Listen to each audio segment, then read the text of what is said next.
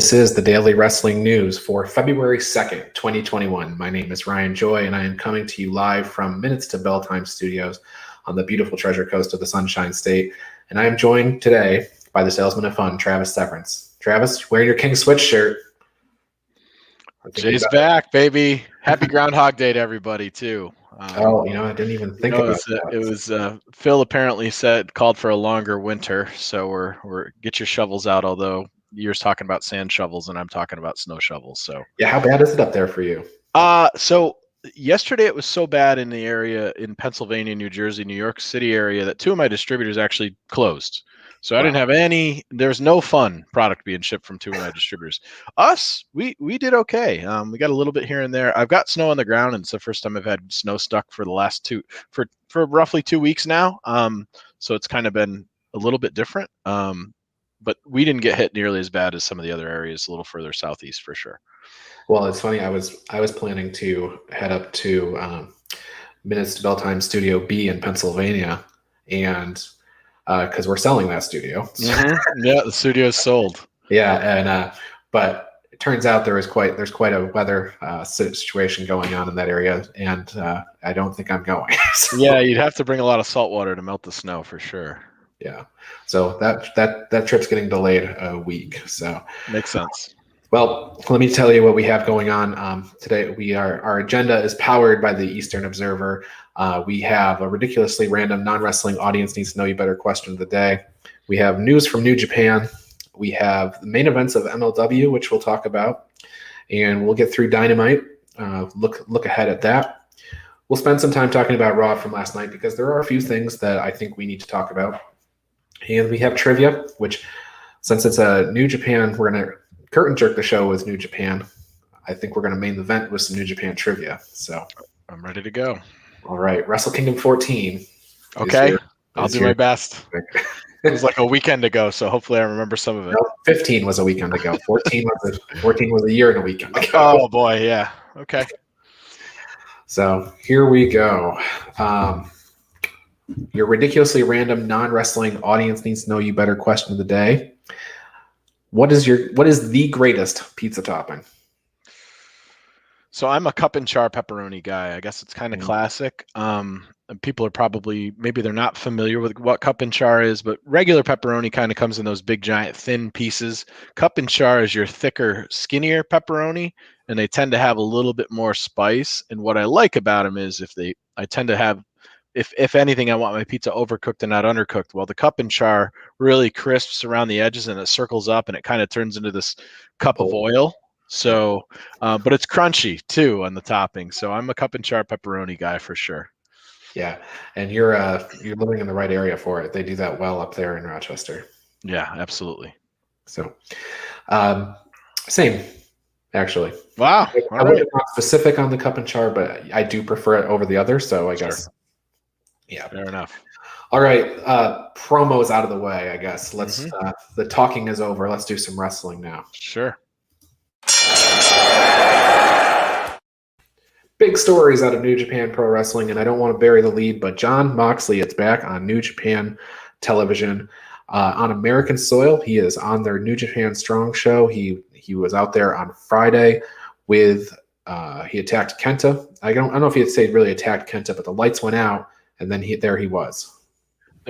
He nosed him up. They got to each other's face. The belt was kind of the U.S. belt was in the middle of the two of them. Kenta tried to hit a go to sleep, and John countered it with a Death Rider. For those of you not familiar, that's the paradigm shift or the double underhook DDT. Maybe there's some listeners that might not know or might not understand what New Japan Strong is. Can you give a brief description of what that show kind of entails and what the difference between that versus what we normally see? So it was, I'm going to say almost a year and a half ago, because it was pre-pandemic. New Japan announced that they were opening up a new branch of business called New Japan of Americas. And they had this whole expansion plan, and they had different cities that they were going to be targeting in the United States that they were going to run specific programming for, New Japan style programming. And then they had a G1 open there. The previous G1 opened in the United States, and they announced this big Wrestle Dynasty show that was going to be in Madison Square Garden. All of that happened. All of that was in the books. Then they started this New Japan Strong show, which we're talking about, which is a 1 hour pre-taped show that comes on Friday after SmackDown on New Japan World. And then the pandemic hit. So the New Japan Strong show that they had, their weekly episode, it's all not empty arena type stuff. And then the Dynasty thing got canceled and all their touring got canceled. But they kept the New Japan Strong show, and that's their sort of their anchor right now as their American broadcast. Yeah, so what's interesting about the show, if you haven't had a chance to kind of peek into it, is we get wrestlers on that show. So it's pre-taped in blocks, so it's kind of the old format or with the way that you see NWA or something like that. Not a ton of promos during the show, but you get wrestlers from all over the place. I mean, this show from the other day had Clark Connors from ROH. DKC was on there, Chris Dickinson from Evolve. You had Rocky Romero, who's a staple on New Japan.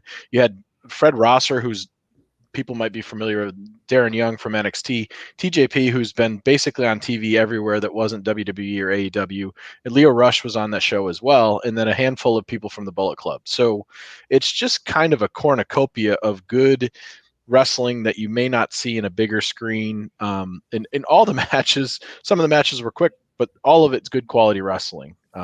So it's nice to see that shift. It is closed arena, so if you're familiar with, like, I would say that the presentation's maybe a scale up from what ROH is, but a little bit darker.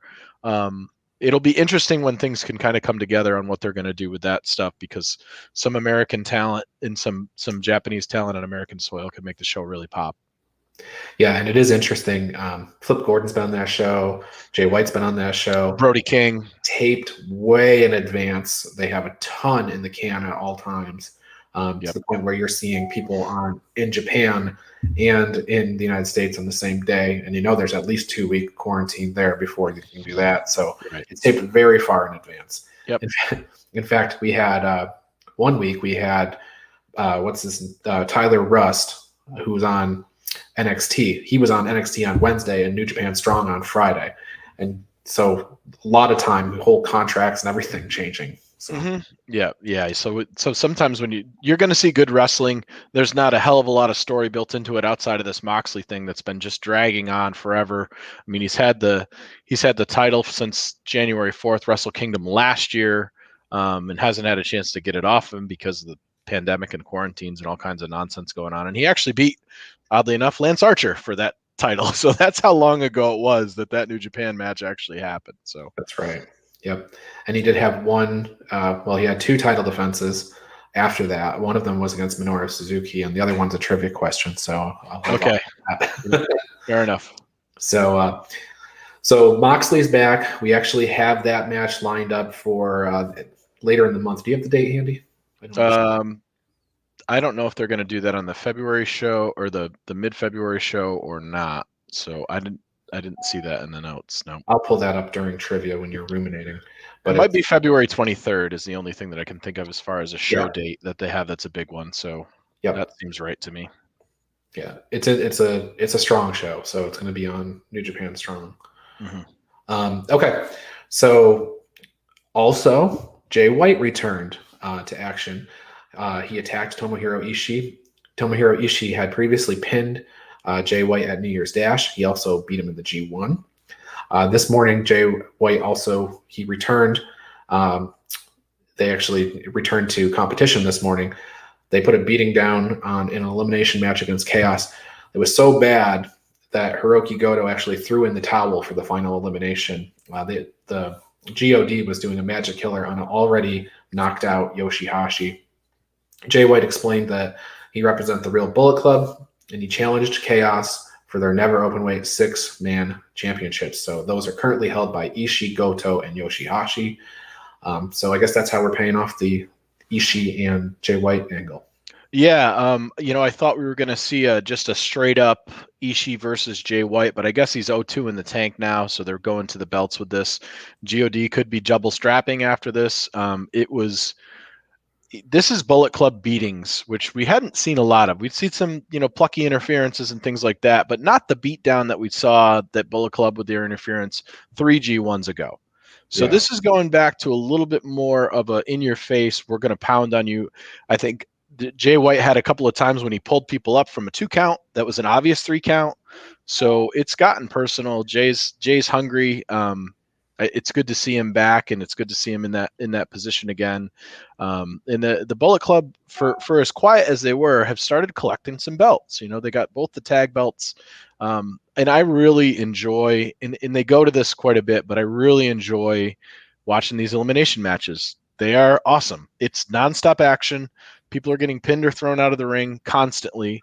It starts out 5 on each side, and it goes down to whoever's left over at the end. But it's like, this Rumble flying tag team match of just awesome.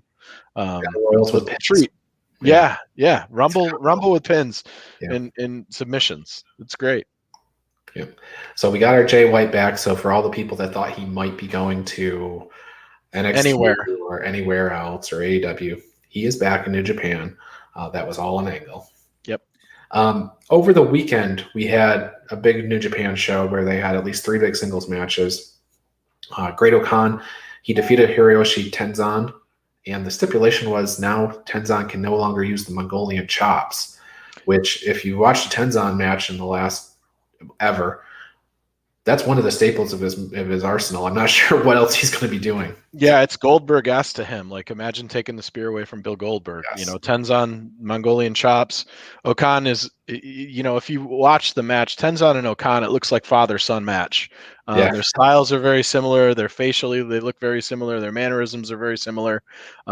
It was a good beating of a match, and now O-Khan can move forward with the Mongolian chop. He's pretty animated about his chop. He's an airborne chopper, and he does it that way versus Tenzan being a little bit more down to the ground.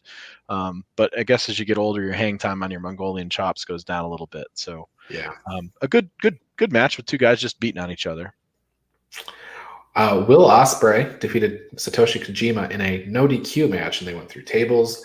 There was a guitar. It was basically everything you'd want in a DQ match without blood and guts and everything else. Yes. Yeah, so no blood, no guts. We didn't see that, but we certainly saw some bruising. I mean, Ospreay came to the ring with a guitar, and he came to the ring with a garbage can full of cookie sheets. And every time Ospreay introduced a weapon to the match, Kojima managed to find a way to turn it on him. So most of the spots and most of the beatings got taken down by Ospreay. He certainly took the guitar in the head and different things like that. He's the other guy. But he finished it with the finishing sequence was pretty rough on Kojima, who's definitely old enough to be Will's dad. He caught a chair, he got a hidden blade through the chair, he got a hidden blade naked and into a Stormbreaker, which New Japan loves a triple finish, and that put him down, and that was kind of the end of that. So I think this is probably wrapping up the Dads versus Empire storyline here, with the Empire coming out on top, and we'll see where they move on to next. We didn't see anything. There wasn't anything Mike-wise. There wasn't a call-out. There wasn't who's next. There was no Bea Priestley. But again, they had this in literally a gymnasium, so it wasn't quite as big of a show as what we've got at Korakuen Hall the last 2 days. Well, it depends on if you turned off the Tanahashi-Takagi match too quickly. Sure. Because Tanahashi got the win over Shingo Takagi. He is the new Never Openweight champion. The match, it was a good match, but the last 5 minutes or so is what really gets your attention. They're hitting all their finishers, missing their finishers. Tanahashi is kind of the older guy. I don't want to say he's an older guy because he can still wrestle. He's not in that Kojima Tenzan group. Right. He's like the most experienced. And he's changed his style, but he's still doing frog splash to the floor type of moves, even at this stage.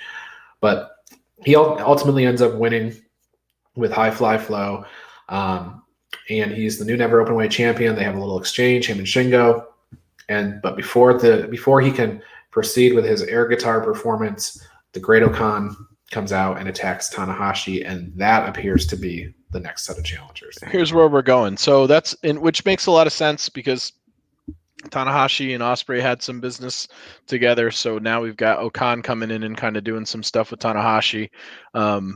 The Never Open title is a strange animal. It's part of the New Japan's Triple Crown. They consider it a big belt. Its inception was kind of weird. They had this whole program where they were going to, Never is actually an acronym that has a whole bunch of things about new beginnings and things like that.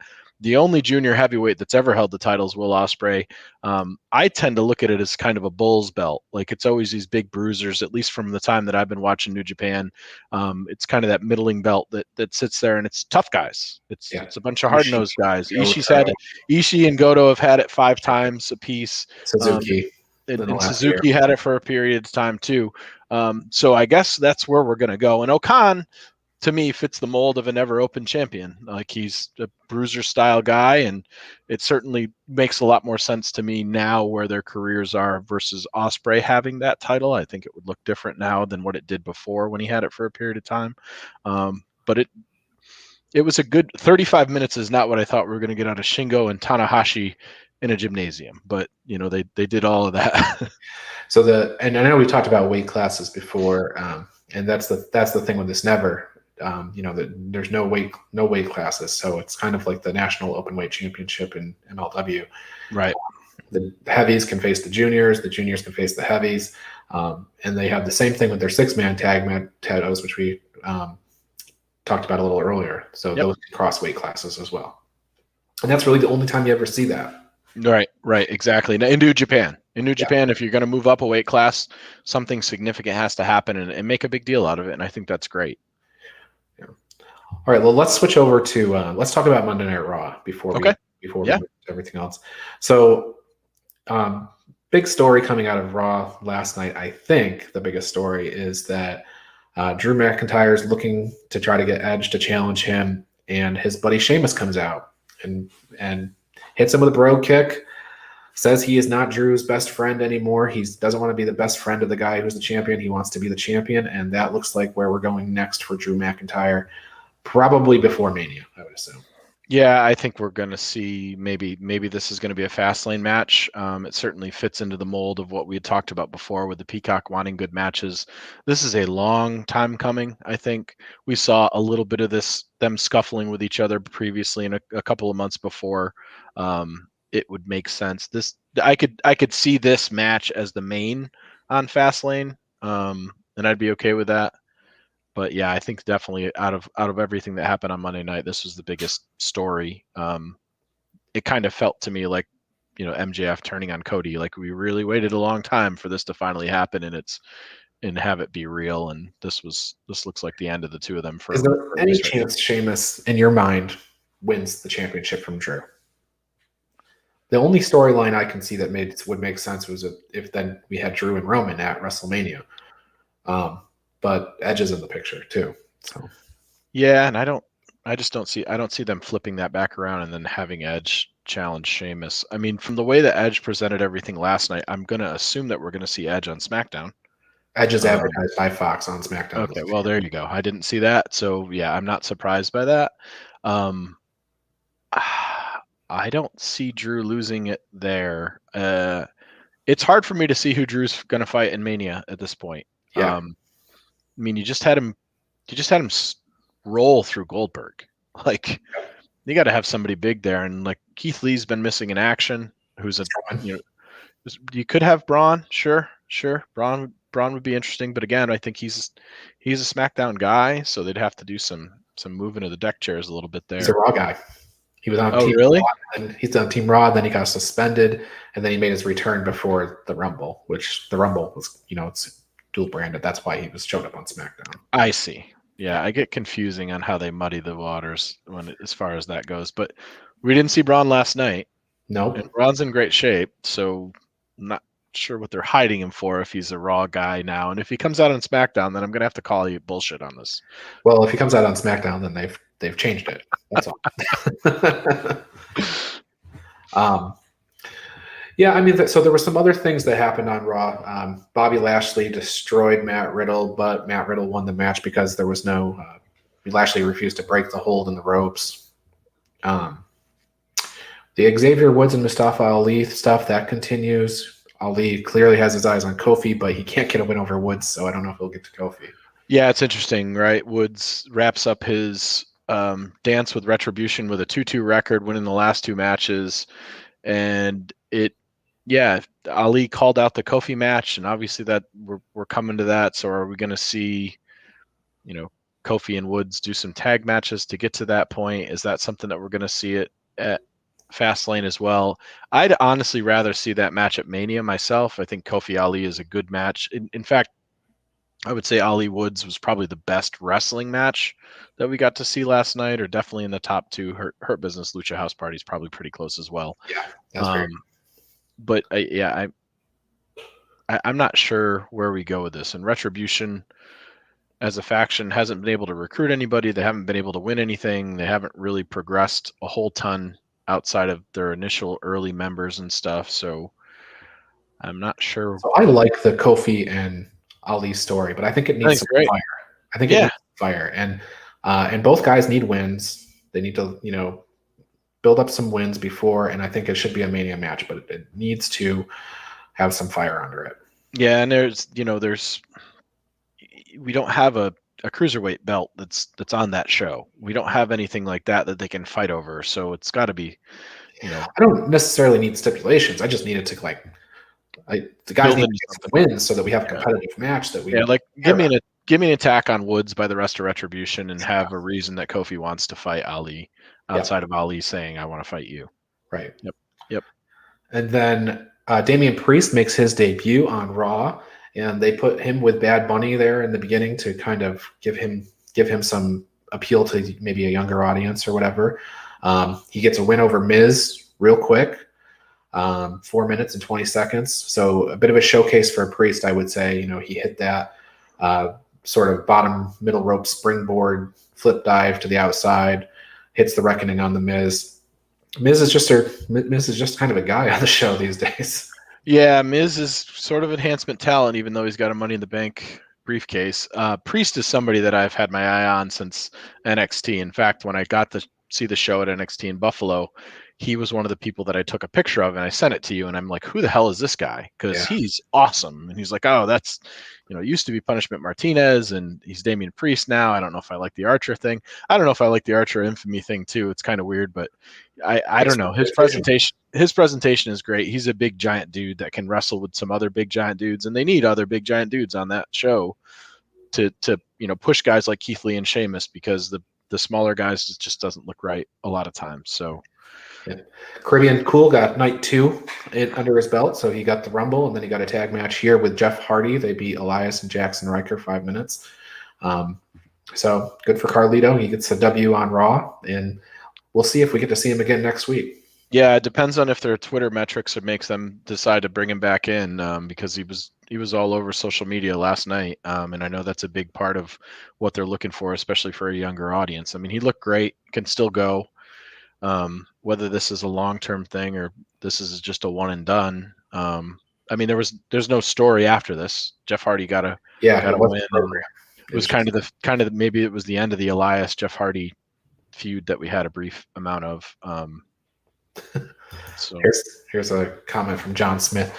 Priest needs like 10 more pounds of muscle, and he should train with Carlito. Yeah, I guess so.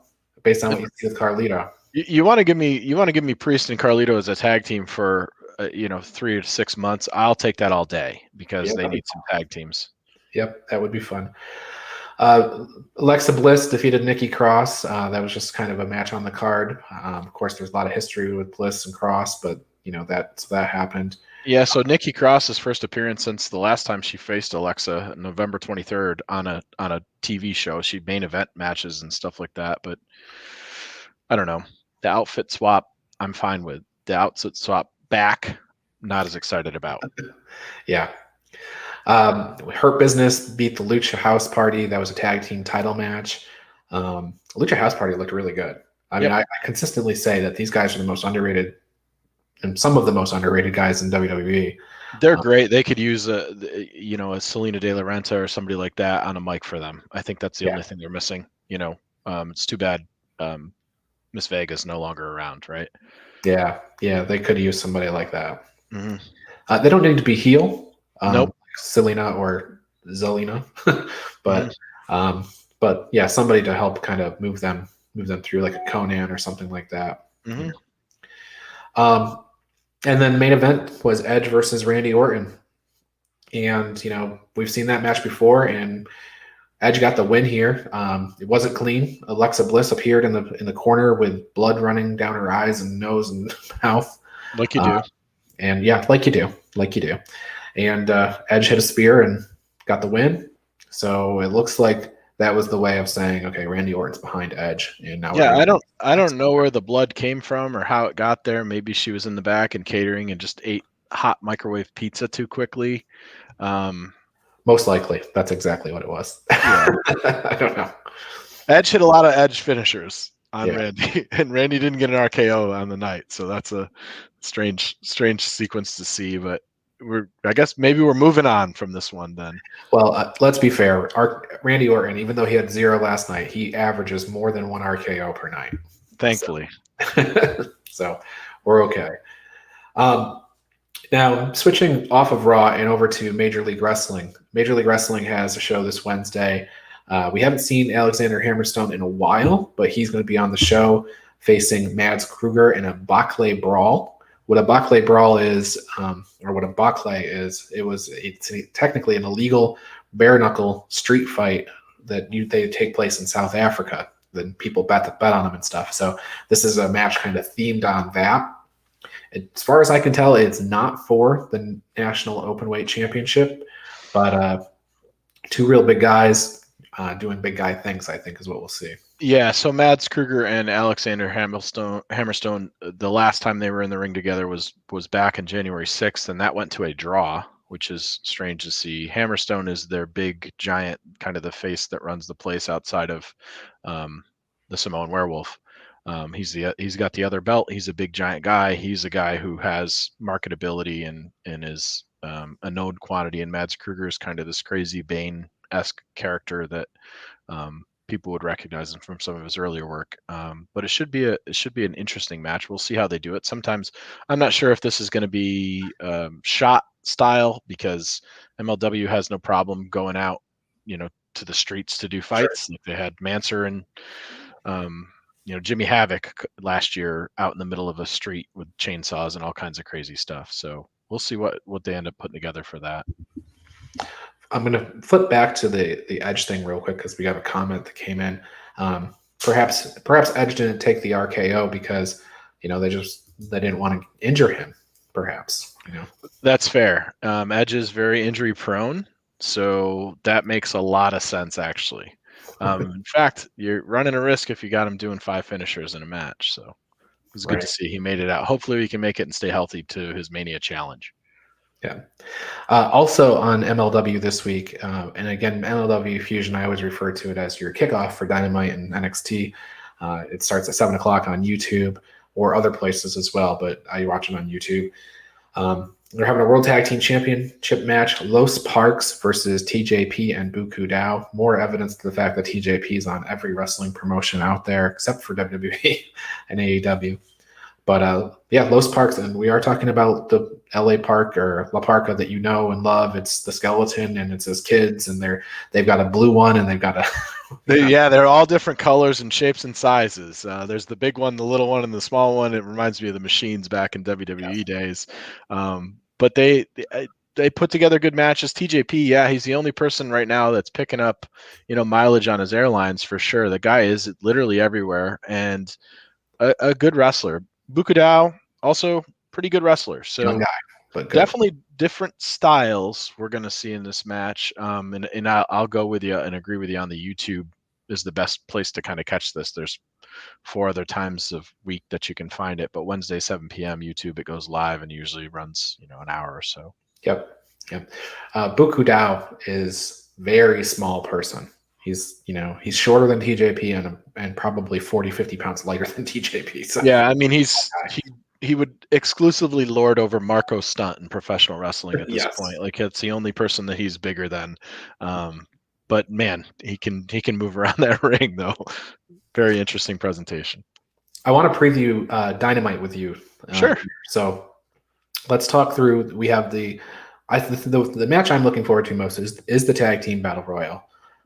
It has Revolution implications because the winner faces the Young Bucks, or if the Young Bucks win, they can choose their opponents, and they sort of indicated last week that they'd like to choose the Good Brothers. The teams in the match are, at least advertised teams that are in the match, are all 3 Inner Circle teams, Sammy Hagar, Jericho MJF, and Santana and Ortiz, Jurassic Express, FTR, Top Flight, Private Party, The Acclaimed, and Uno and Grayson, along with the Young Bucks. So is this just going to be a Young Bucks win and we're out of here? You think?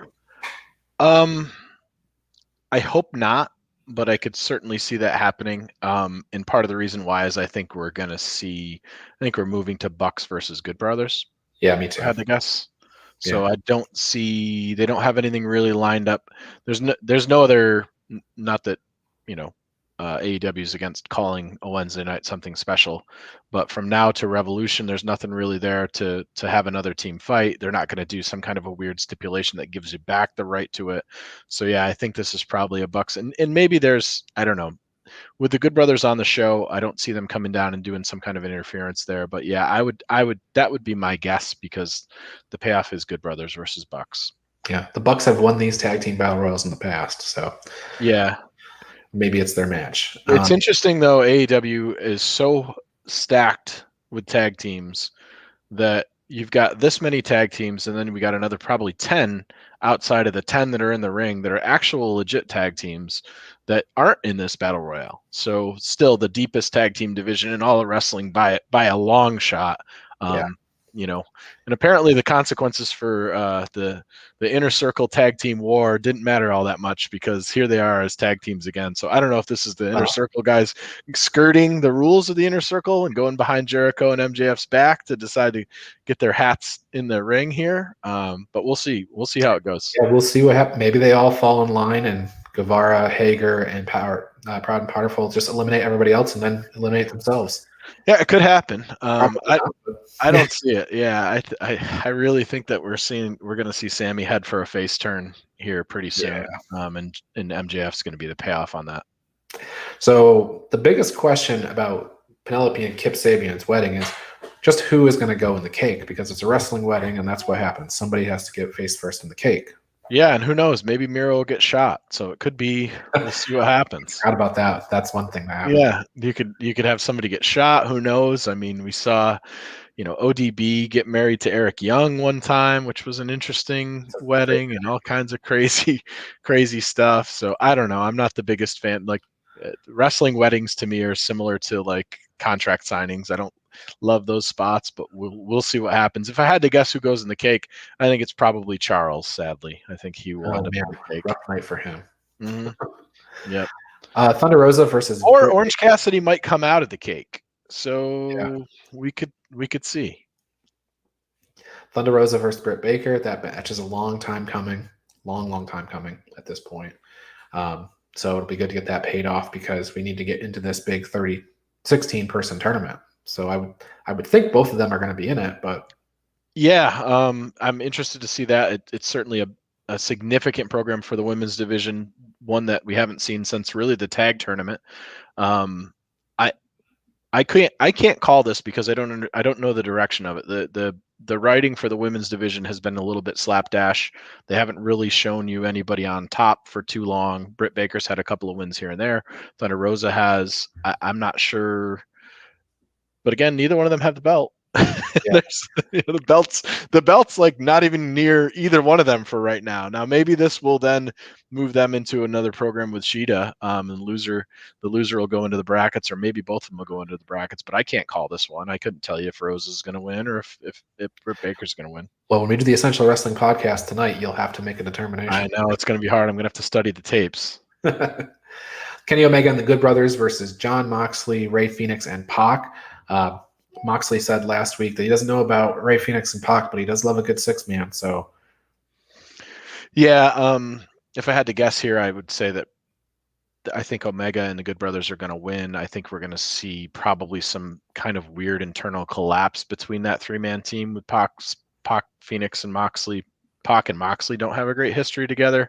I mean, not that Pac has any love for Kenny Omega either. In fact, does Pac have wins over both of them? Pac has wins over Omega and Moxley. No, he hasn't had a win over Moxley.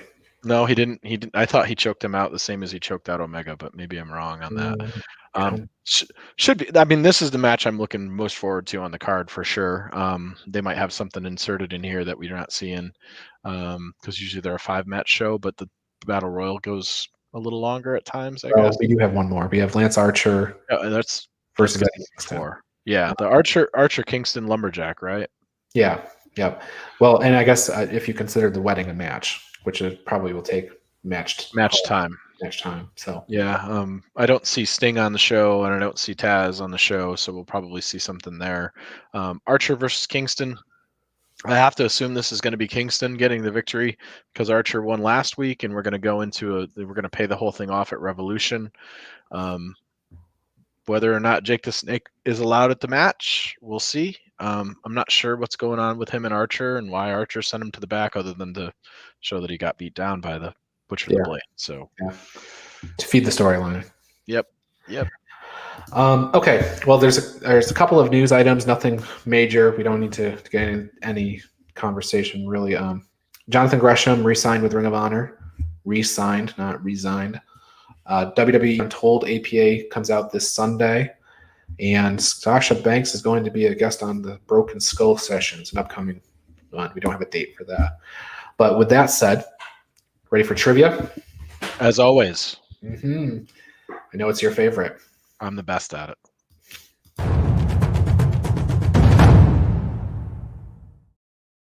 Here's the scoreboard, wide open.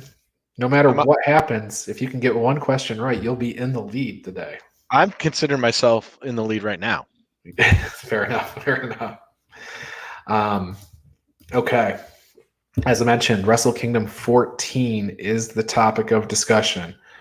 So, Jon Moxley defeated a man on each night of Wrestle Kingdom 14. Who were they? A. Lance Archer and Zack Sabre. B. Lance Archer and Juice Robinson. C. Juice Robinson and Minoru Suzuki. Or D. Lance Archer and Minoru Suzuki. I'm going to say B. Juice Robinson and Lance Archer. That's correct. That is correct. So you have 1 point. You will definitely be in the lead. I'm champion for right now. This Chris Jericho offered to open the Forbidden Portal on night 2. If this man could defeat him, he'd give that man an AEW World Championship match. Who was it? Was it A. Okada, B. Tanahashi, C. Naito, or D. Sonata? That's a lot of B's that you're going with. That's 2 B's in a row. That's Tanahashi. Okay. Well, next one is not multiple choice. So oh no! All right. Forbidden Portal. We were all hoping that it was coming. I was dreaming up things in my mind on how we could get Tanahashi in an AEW ring. The Painmaker just couldn't get it done that night. The Painmaker did. Tana didn't. Tana didn't get the portal. Right. Exactly. Right. This man wrestled his final matches at Wrestle Kingdom, and then they had a special retirement ceremony for him at New Year's Dash. He was later named to the WWE Hall of Fame, but of course they didn't have a Hall of Fame ceremony because of COVID. Do you know who I'm talking about? Yes, because they made him lose all of his matches on his way out. Like, he got beat by literally everybody. His name is in the song. Yeah, the name is a blank for me right now, and I watched him get his butt kicked for an entire year of his send-off too. I can picture his costume. Okay. I know he occasionally came out with his face painted, and he did a character swap, but I have Psychosis in my mind, and it's not Psychosis, and it's not Tiger Mask, and it's not. All right, so here's what we're gonna do. I'm just gonna leave it there, and we'll see. Okay. I'll come back to that at the end. You haven't answered incorrectly, so we'll see if it pops into your head before we get to. Fair enough. Okay, so Hiromu Takahashi defeated this man to win the IWGP Junior Heavyweight Championship on night 1. Was it Taiji Ishimori, Will Ospreay, Sho, or Kushida? Will Ospreay? It was Will Ospreay. That's actually the 3rd B. Can you believe it? Yeah, way to go. You're just jamming the B's in there. And Naito won the double championship at Wrestle Kingdom 14. His first challenger was Kenta in February, who lost the Never Openweight Championship at Wrestle Kingdom to this man. Was it Hiroki Goto, Tomohiro Ishii, Shingo Takagi, or Minoru Suzuki? Minoru Suzuki. It was Goto. Oh. Goto got the win. He didn't hold the belt for long, then Goto would drop it to Takagi. But what a real mess. Back to your question. Do you know who you got the name in your head? No, because I'm thinking like Ultimo Dragon and a bunch of these guys that are masked guys that forever. Oh, I can picture him. Jushin Thunder Liger. Sure. Okay, 3 for 5. 3 for 5. So let me give you your Asuka award. Ray. I was feeling Perfect Plex coming on, but that goes So the thing about it was, I think I skimmed that Wrestle Kingdom too. I don't think I watched it top down. In the Liger stuff wasn't. I mean, he did a stint in WWE, and I think he did a couple of matches in WCW, but he wasn't anybody that I was watching as much as I was watching, Ultimo Dragon or Psychosis or La Parka or any of those guys, because he just wasn't as much of a staple inside of those stuff. So, yeah, that's bad. I should have had Liger. Yep, he's now you can see him on commentary. He is a fixture there. Yeah.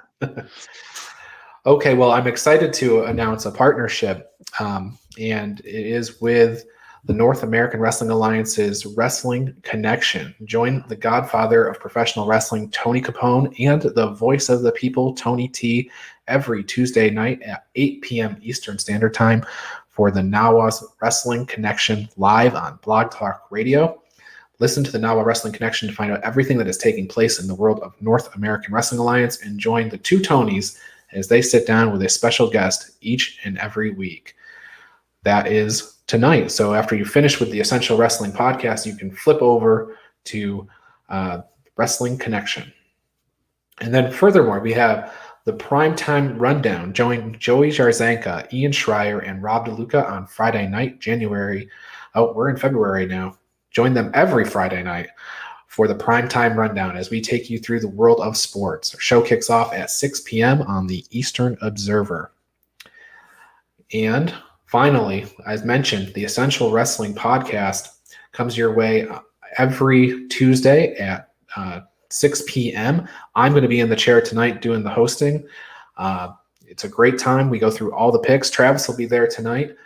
We take you through the week in wrestling. And Travis, welcome to the show tonight. It should be a fun time. Yeah, I get the hurricane draw and the spot as a special guest appearance. So this is the second time that I've been on the show. So I'm excited to lock horns with the grizzled old veterans that are on there, both the Johns, and I think Tyler's coming in tonight, and Gary will probably be there and be super polite, and I'll get to be the heel as always. So, well, it'll be a fun time. We have a really great time. We pick every match for the week. We say who we think's going to win, who we think's going to lose. We recap the last week, and we like to have fun. And no trivia for me, so I'm thrilled. That's right. You run no chance of missing out on trivia. Occasionally, I do trivia, try to stump that El Carl, but he won't be there tonight. So there you go. He's a tough person to stump anyway. Mm-hmm. Well, our show, the Daily Wrestling News Show, it returns tomorrow. John DeConnie will be on the show. We plan to talk about the Yokozuna Icon documentary that came out on the WWE Network this past weekend. I haven't had a chance to watch it yet.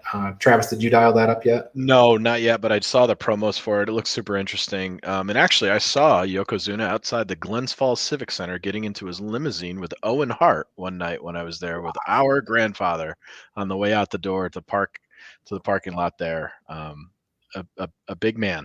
I never saw Yoko live, so I can't imagine. Yeah, Yoko and Owen were running as a tag team for a little while, and that was the main. And we got out a little bit late, and we were, in that weird parking lot on the industrial side across the road there, and they were getting into their limo. So it was quite a sight to see. I was pretty young back then. Yeah, I can imagine. That's probably took up a lot of space. Yes, he did. Yep. All right, everybody. Well, for Travis, I am Ryan Joy. This has been our show powered by the Eastern Observer. Thank you very much for watching. We will see you tomorrow. Have a good day.